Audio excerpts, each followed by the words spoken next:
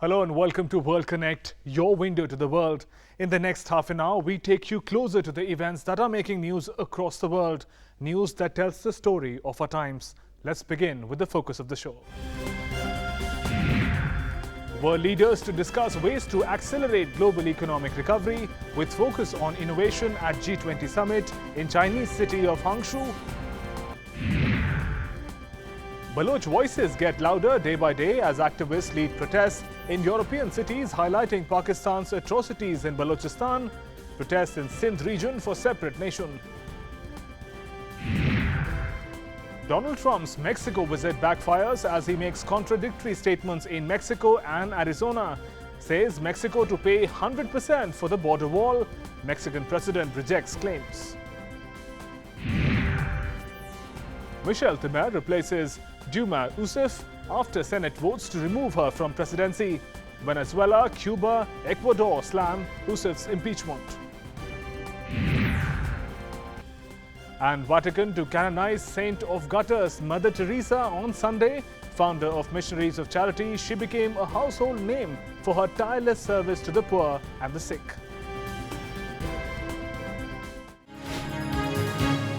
Hangzhou is all decked up for the G20 summit. Global leaders will gather in the ancient Chinese city to deliberate ways to reinvigorate the world economy. Global economic recovery through technological innovation is likely to dominate the summit. Organizations such as UN, IMF and the World Bank will also find representation at the summit, along with a host of developing countries. Meanwhile, the Tier 2 Chinese city has been upgraded with world-class amenities to welcome the G20 participants. Strengthening the economic rebound, cracking down on corporate tax avoidance and dealing with overcapacity are set to be top talking points when leaders of the world's 20 big economies meet at Hangzhou in China for G20 summit. The September 4th-5th summit will see global heads of state including US President Barack Obama, German Chancellor Angela Merkel, Indian Prime Minister Narendra Modi take part in discussions. Globally, many countries are facing challenges like anemic global growth, decline in potential output, volatile financial markets and weakening global trade and investment. Given the current challenges, the theme of G20 Summit 2016 is towards an innovated, invigorated, interconnected and inclusive world economy. Excess steel capacity is another challenge that concerns many G20 countries amid a slowdown in global demand that has led to a steel glut, layoffs and idle mills. Chinese plans to export a record amount of steel this year added to the worries of its major trading partners. On its part, China says it has taken effective steps to address the concern. China has taken a lead in actions against production overcapacity among the global economies. China has also introduced the strongest policies to address the problem. We have combined market principle with legal means to reduce excessive production capacity. The agenda of the summit includes breaking a new path for growth, maintaining the momentum for world economic recovery, developing green finance, improving international tax regime, implementing consensus on anti-corruption, promoting global trade growth and inclusive and interconnected development among others. Apart from participating nations, leaders of international organizations such as United Nations, International Monetary Fund, the World Bank will also be present during the summit. Also, this year's summit is expected to see more leaders from developing countries than before. The Hangzhou city has seen jaw-dropping efforts for the global summit. Initially, the selection of a Tier 2 city for G20 left many surprised, but the ancient capital of the southern Song dynasty city has undergone transforming changes over the past few years. In the city of 9 million, which records millions of tourists each year, measures are beyond imagination. Administration has placed all Hangzhou residents on a week-long vacation, encouraging them to leave the city or stay at home. It has also discouraged tourists from coming to the city. Tight security is in place around the G20 venue. Pakistan for a long time hid the ground situation in Balochistan, its largest province, from the eye of the international media. But now the world is getting an insight into the atrocities committed by Pakistan, thanks to wide-ranging protests not just in the province but across Europe by exiled Baloch leaders and activists. Balochistan protests took a dramatic turn this week with protests breaking out in European cities and a frustrated Pakistan trying hard to extradite Baloch Republican Party chief Brahmdagh Bugti. The Baloch activists staged demonstrations in Germany and Britain demanding freedom from Pakistan. For Pakistan, troubles piled up following freedom slogans of Balochistan and Gilgit-Baltistan in Pakistan-occupied Kashmir. The Sindh region also raised demands for a separate nation, Sindhu Desh. UK-based Baloch and Sindhi groups held a demonstration in front of the Chinese embassy in London against the proposed China-Pakistan economic corridor and human rights violations in the troubled province. Exiled Baloch activists raised anti-Pakistan slogans in Germany too. Demonstrations were held in Dusseldorf, Berlin and Munich on International Day for the Victims of Enforced Disappearances on the 30th of August. The protesters sought to bring the plight of thousands of people who are missing to the notice of the international community. The leaders say that the development of the Baloch region has been severely affected due to the interference of the Pakistan army. Since 2003, more than 20,000 activists, including students, journalists and lawyers, have been missing. Baloch leader and chief of the Baloch Republican Party, Brahmdagh Bugti, vowed to continue the struggle. We were neither part of Pakistan nor we are and never will be. We were always independent and have no links with Pakistan. Baloch leaders and activists hailing Indian Prime Minister Narendra Modi's Independence Day speech, in which he made a mention of Balochistan, infuriated Islamabad. Cases were filed against Baloch leaders for treason. And now authorities plan to beef up efforts for Brahmdagh Bugti's extradition from Switzerland. But activists are undeterred. It is not the first time that Pakistan has resorted to misinforming international community, especially other nations, the European Union, or the Interpol, to victimize its opponents, especially Baloch human rights activists and politicians. If we have to erase terrorism, we have to eliminate Pakistan first. Pakistan is a breeding ground for terrorists, and terrorism produced in Pakistan is spread across the world.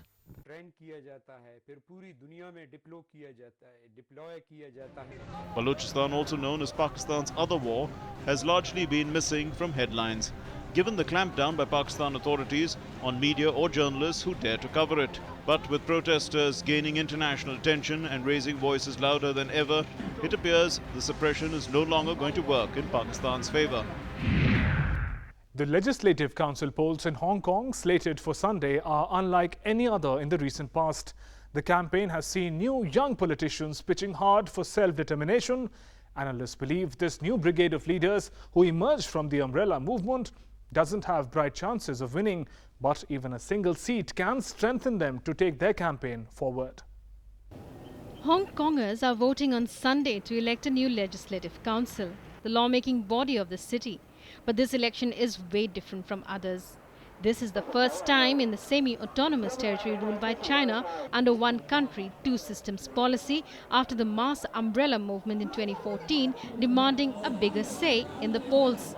The movement failed to win political reforms but gained wider support and global spotlight. Most importantly, the movement produced a brand new line of young politicians. New politicians like Liu and Nathan Law arose from the pro-democracy umbrella movement and are now in the poll fray. As the Communist Party in China is not fulfilling its promise, Hong Kong independence seems to be the only right option now. We hope to push the self-determination movement because we want Hong Kong people, through democracy, to determine their own future. Many residents still dismiss the idea of independence, but the fact is the campaign has gathered momentum. Beijing is already angered by the demands and has made it clear time and again that there will be no leniency on the issue. Hong Kong government officials have also slammed it as illegal. It also went on to ban some of the pro-independence campaigners from standing in Sunday's vote. The move was opposed widely, with people in large numbers coming out on the roads in support of the 5 barred candidates at a rally in early August. However, more radical localists have made the cut. Candidates are required to sign a pledge that Hong Kong is an inalienable part of China. Many believe that candidates advocating self-determination will not be able to win big in the 70-member assembly and are expected to bag only one seat, but even that would be seen as a boost for the fledgling movement. The outcome of the polls could also have an impact on the future of the city's current chief executive, Leung Chun-ying. An adverse vote would definitely hamper implementation of his agenda. It would also weaken Liu, quite unpopular for his pro-Beijing stance, ahead of the meeting of a committee next year which would pick a new chief. It is not new for Donald Trump to find himself amidst row over contradictory statements. His latest doublespeak involves Mexico and his ambitious border wall separating the two countries.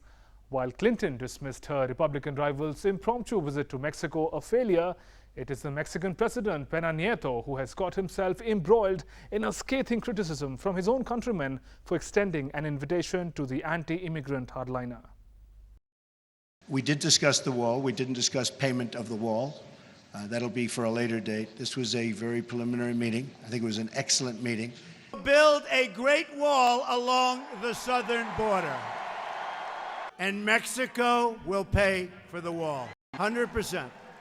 These contradictory statements regarding the controversial border wall separating the US and Mexico do not come in the gap of weeks or months, but in the matter of hours. Trump's visit to Mexico was a crucial test, an opportunity to prove that the real estate tycoon-turned-politician was not all about loud rhetoric, but someone who could handle the complexities of international diplomacy. The impromptu meeting between Trump and Mexican President Peña Nieto appeared dotted with pleasantries. Nieto termed the meeting as open and constructive. Trump referred to the Mexican president as a wonderful leader. But this bonhomie was short-lived. Hours after leaving Mexico City, Trump regained his hardline position on immigration issues at the border state of Arizona to deliver a highly anticipated speech on how he would tackle illegal immigration from the Oval Office. To begin a comprehensive review of these cases in order to develop a list of regions and countries from which immigration must be suspended until proven and effective vetting mechanisms can be put in place. I call it extreme vetting. Following Trump's U-turn, Peña Nieto sought to defend himself against a broad swathe of criticism for his decision to invite the Republican candidate despite his repeated verbal attacks on Mexico. Maybe for the first time in the history of electoral campaigns in the United States, Mexico is part of the debate. There have been positions which frankly represent a threat, a risk for Mexico. Earlier, Democratic presidential nominee Hillary Clinton criticized her Republican rival's trip to Mexico. Getting countries working together was my job every day as your Secretary of State. It's more than a photo op. It takes consistency and reliability. Trump just failed in his first foreign test. Diplomacy isn't as easy as it looks, Clinton tweeted after Trump's Mexico visit. All the most opinion polls in the past several weeks suggest Trump is trailing Democratic rival Hillary Clinton for the November 8 election. The latest trends show that the New York businessman is gaining ground on the former Secretary of State nationally. Brazilian Senate removed Dilma Rousseff from presidency over charges of manipulating with federal funds. Former Vice President, a conservative, Michel Temer, was sworn in as the president. The local and international reaction was mixed. While some cheered the end of 13-year rule of leftist Workers' Party, others stood in protest. Countries like Venezuela, Ecuador recalled their ambassadors to Brazil. Rousseff continues to deny any wrongdoing and has vowed to make a comeback. Brazilians cheered and staged protests as Dilma Rousseff was stripped of the country's presidency on Wednesday, following a Senate impeachment vote. Senators voted 61-20 to convict the country's first female president for illegally using money from state banks to bankroll public spending, marking the end of 13 years of leftist Worker Party rule. Rousseff, who has been continuously denying any wrongdoing, vowed to fight back and said her removal was nothing but a coup to protect vested interests. This is not how the story ends. I am certain that the disruption of this process by the coup d'état is not final. We will return. Just to satisfy our desires or wants, we will return. We will return to continue our journey towards a Brazil where the people are sovereign. Soon after Rousseff was sacked, her former deputy and former vice president, a conservative, Michel Temer, was sworn in as president. Temer, who has run Brazil since Rousseff's suspension in May, vowed to boost an economy that has shrunk for 6 consecutive quarters. He promised to implement austerity measures to plug a record budget deficit. which cost Brazil its investment-grade credit rating last year. But in a surprise twist, a separate vote to bar Rousseff from holding any public office for 8 years failed to pass. Laws in Brazil specify a dismissed president should be barred from holding any government job for 8 years. This means she can make a comeback. Rousseff's impeachment drew sharp reactions not only in the country, but outside as well. Venezuela and Ecuador recalled their ambassadors to Brazil and announced the review of relations with South America's largest country. Venezuela's President Nicolas Maduro, who himself is grappling anti-government protests, termed Rousseff's removal a coup. Another left-leaning Latin American nation, Ecuador, said Rousseff's removal goes against Brazil's democratic will. Cuba also echoed the same sentiments, terming her sacking as a coup and said there was no evidence of any wrongdoing. Hundreds of opposition members flooded Venezuela's capital demanding President Nicolas Maduro to quit in probably the biggest mass demonstration against the ruling socialist in more than a decade. Protesters streamed into Caracas from Amazon jungle to Western Andes. The opposition Democratic Unity Coalition estimated at least 1 million people took part in the rallies across cities to demand a recall referendum against Maduro and decree the deep economic crisis. But with the election board dragging its feet over the process and the government swearing the referendum will not happen this year, the opposition has no way to force it, no matter how many people it brings onto the streets. The timing is all important because should there be a plebiscite in 2017 and Maduro loses, his handpicked vice president would take over for the ruling Socialist Party rather than triggering a new presidential election.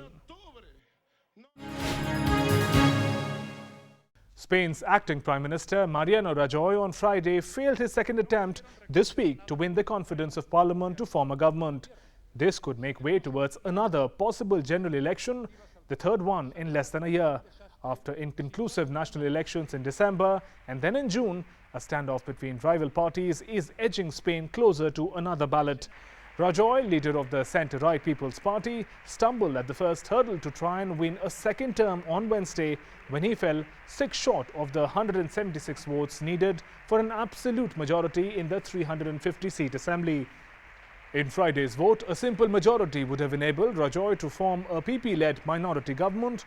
He needed just 11 abstentions to win this time, but opponents, including the socialists, refused to back him. Uzbek President Islam Karimov died on Friday after suffering a stroke at the age of 78.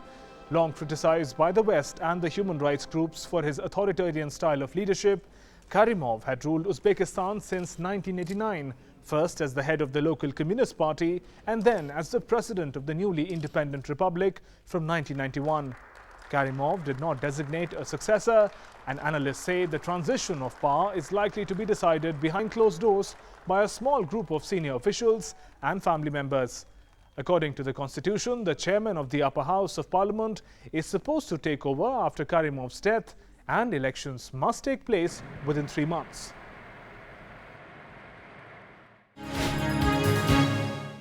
Gabon's re-elected President Ali Bongo Ondimba has blamed the opposition for the violence that raged shortly after he was declared victorious.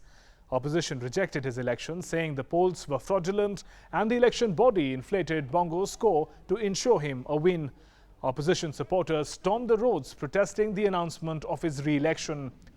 Security forces arrested nearly 1,100 people for the violence that erupted after election results. At least 3 people were killed in the violence. Violent protests had raged in at least 9 neighborhoods of the capital, Libreville. Addressing the people on national television on Thursday, Ali Bongo said he respected democracy and rejected opposition accusations that the elections were rigged in his favor. He visited the National Assembly building, destroyed by supporters of the opposition. And let's have a look at some more stories that are making headlines across the world. In the Philippines, at least 14 people killed and dozens injured in an explosion at a packed night market in Davao City. President Rodrigo Duterte declared state of lawless violence, orders set up of police checkpoints allowing more police visibility and easier apprehension of suspected criminals. Pakistani Taliban faction Jamaat-ul-Ahrar has claimed responsibility for twin bombs at a Mardan court in Northwest Province. At least 12 people were killed in the attack, just hours before another attack by the group in a Christian neighborhood in the same region killed 2 others. Germany's foreign minister has said parliamentary vote declaring 1915 massacre of Armenians by Ottoman forces a genocide is not legally binding. The move might signal an attempt to mend frayed ties with Turkey. Since the June resolution, Ankara has blocked visits by German lawmakers. Hundreds of civilians in Muadamiya, a suburb of Syrian capital Damascus, begin to leave the rebel-held area on Friday. Government describes it as amnesty. International organizations criticize evacuation of besieged areas as forced resettlement. The first commercial flight between the United States and Cuba in 55 years landed at central Cuban city of Santa Clara on Wednesday. The flight marks further normalization of relations between the two countries. French Prime Minister Manuel Valls has said almost 700 French jihadists are in Iraq and Syria, while 900 want to go to carry out jihad. Citing intelligence sources, the French Prime Minister has said the country has a considerable challenge. The SpaceX rocket exploded at the Cape Canaveral launch pad in Florida, the United States, on Thursday morning. It destroyed the rocket and the satellite it was due to launch on Saturday. SpaceX to shift Florida flights to a nearly completed second site. Martial arts expert and actor Jackie Chan is to receive a Lifetime Achievement Oscar. Chan made his movie debut at the age of 8 and has acted, written and directed dozens of martial arts movies. 73rd Venice Film Festival opened on Wednesday. Glitz glamour marked the opening night as film stars walked the red carpet. World premiere of La La Land kicked off the festival. The movie, directed by Damien Chazelle, stars Emma Stone and Ryan Gosling in the lead roles. 20 films are in fray to win the Golden Lion of the festival, which will be awarded on the 10th of September. An Argentine couple glided to victory on the dance floor in Buenos Aires on Wednesday at the World Tango Festival and Championship. The annual festival is held every year in Argentine capital. Hugo Mastrolorenzo and Agustina Vigno, both from Los Polvorines in the province of Buenos Aires, won the stage tango category. Some 12,000 people looked on as couples from different countries such as Colombia and Italy battled it out to win.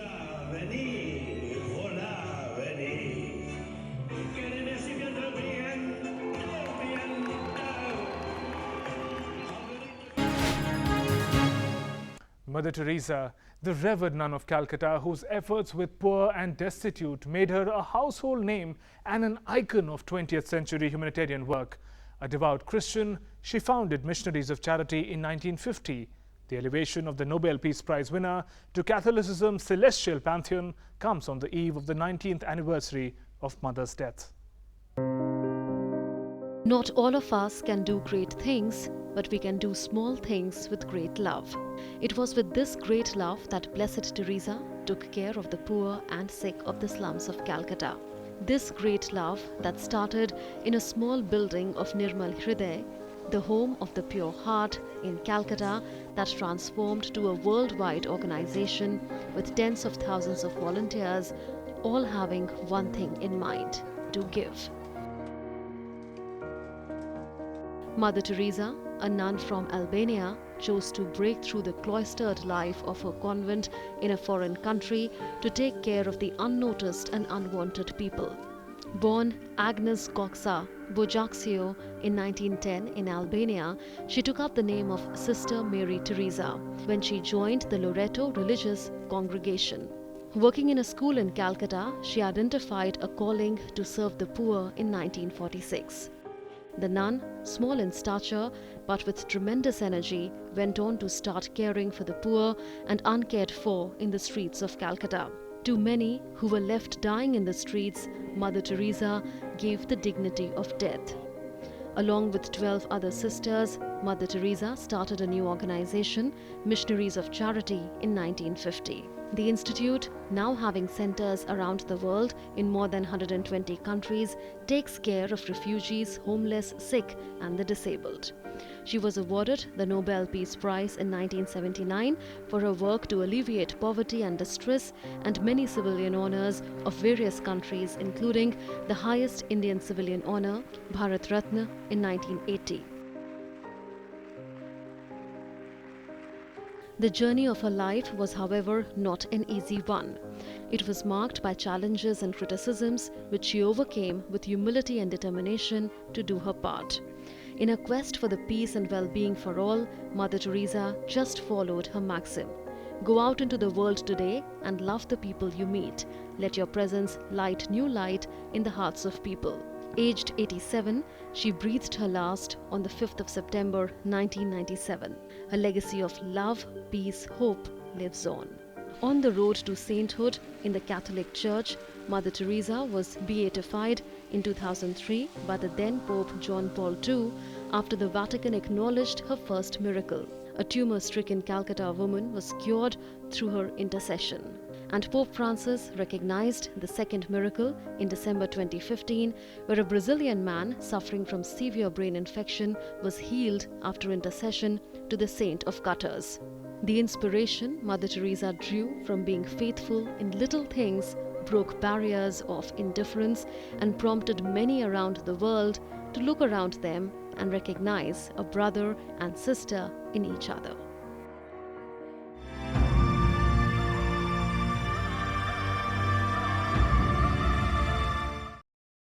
And this brings us to the end of this edition of World Connect. Do send us your feedback. You can write to us. Our email ID is worldconnect.ddnews@gmail.com. But before we leave, we bring you glimpses of International Military Band Festival in Moscow. Bands from across the world took center stage in the Russian capital's Red Square for the annual festival. Thanks for watching. Goodbye.